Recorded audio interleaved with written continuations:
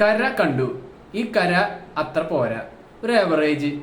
അതായത് ആവറേജ് ആവേണ്ട പടമായിട്ട് അവർക്ക് മാറ്റേണ്ട ഒരു ആവശ്യം ഉണ്ടായിരുന്നില്ല. പക്ഷെ എനിക്കറിയില്ല ഇത് പർട്ടിക്കുലർലി തമിഴ് സിനിമ ഓഡിയൻസിന് വേണ്ടിയിട്ട് അവർ ചെയ്യുന്ന തരത്തിൽ വരുമ്പോൾ ഉണ്ടാകുന്ന മാറ്റത്തിന്റെ ഭാഗമായിട്ടാണോ എന്ന് ചോദിച്ചു കഴിഞ്ഞാൽ എനിക്കറിയില്ല. മലയാളി ഓഡിയൻസിനെ സംബന്ധിച്ചിടത്തോളം ഇത് ക്ലീഷകളാണ്.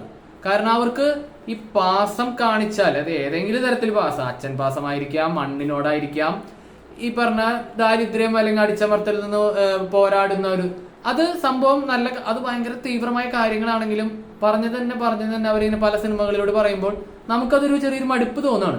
പക്ഷെ അവർ ഇതിലൊരു മാറ്റം, ഒരു ഡിഫറൻസ് ആയിട്ട് കൊണ്ടുവന്നത് ഒരു റോബറി സെറ്റപ്പ് അതിൽ ആഡ് ചെയ്തതാണ്. പക്ഷെ ഈ പടം ശരിക്കും പറയുകയാണെങ്കിൽ റോബറി സെറ്റപ്പിൽ മാത്രമാണ്, ഒരു ഹേസ്റ്റ് മൂഡിലാണ് പടം മൊത്തം എടുത്തിരുന്നെങ്കിൽ നല്ല സ്റ്റാൻഡേർഡ് ഫുൾ മാർക്ക് കൊടുക്കുമായിരുന്നു. ഈ 2.25 മണിക്കൂർ ലെങ്ത്തും വേണ്ട, ഒരു 2 മണിക്കൂറിൽ എടുക്കാം.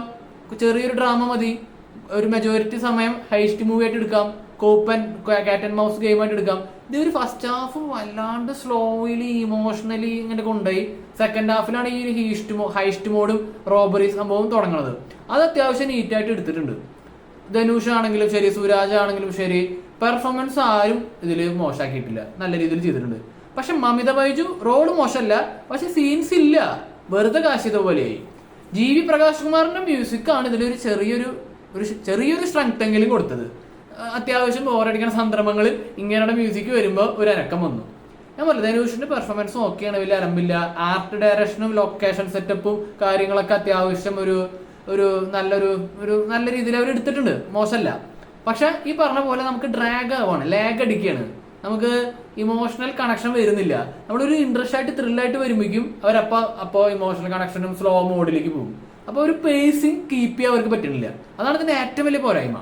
അതുകൊണ്ട് തന്നെ കേരളത്തിൽ ഇത് വൻ പരാജയമാവാൻ, പിന്നെ പ്രത്യേകിച്ച് പാട്രിയോട്ടൊക്കെ വരാൻ പോവാണ്. അപ്പോൾ അതുകൊണ്ട് പിടിച്ചു നിൽക്കാൻ പറ്റുന്ന തോന്നുന്നില്ല. പക്ഷെ തമിഴ് ഓഡിയൻസിന് മേ ബി ചിലപ്പോൾ ഇത് കൂടുതൽ ഇഷ്ടപ്പെടാനും ധനുഷിന്റെ അവിടുത്തെ ഒരു സപ്പോർട്ട് ഉള്ളത് കൊണ്ട് കുറച്ചും കൂടി നല്ല വിജയം ചിലപ്പോൾ തമിഴ്നാട്ടിലാകുമായിരിക്കാം, എനിക്ക് ഉറപ്പില്ല. കാരണം അവരെ സംബന്ധിച്ചിടത്തോളം അവർക്ക് കണക്ട് ചെയ്യാൻ പറ്റുന്ന കുറെ കാര്യങ്ങൾ ഇതിലുണ്ട്. അത് അത്യാവശ്യം പറഞ്ഞില്ലേ, മേക്കിംഗ് ക്വാളിറ്റി ഉണ്ട്, ധനുഷിന്റെ പെർഫോമൻസും ഒക്കെയാണ്, മ്യൂസിക് വലിയ അലമ്പില്ല, അത്യാവശ്യം നീറ്റായിട്ട് ജി വി പ്രകാശ് കുമാർ ചെയ്തിട്ടുണ്ട്. അതുകൊണ്ട് തന്നെ തമിഴ്നാട്ടിൽ ചിലപ്പോൾ ഹിറ്റ് ആകുമായിരിക്കാം. പക്ഷെ പേഴ്സണലി എനിക്കിത് ഒരു ഫുൾ ആവാത്ത ഒരു പ്രൊഡക്റ്റ്, അല്ലെങ്കിൽ ഫുള്ളി അവർ വർക്ക് ചെയ്യാത്ത ഒരു പോലത്തെ ഒരു പ്രൊഡക്റ്റ് പോലെ തോന്നിയത്. ഒരു ആവറേജ് മാക്സിമം.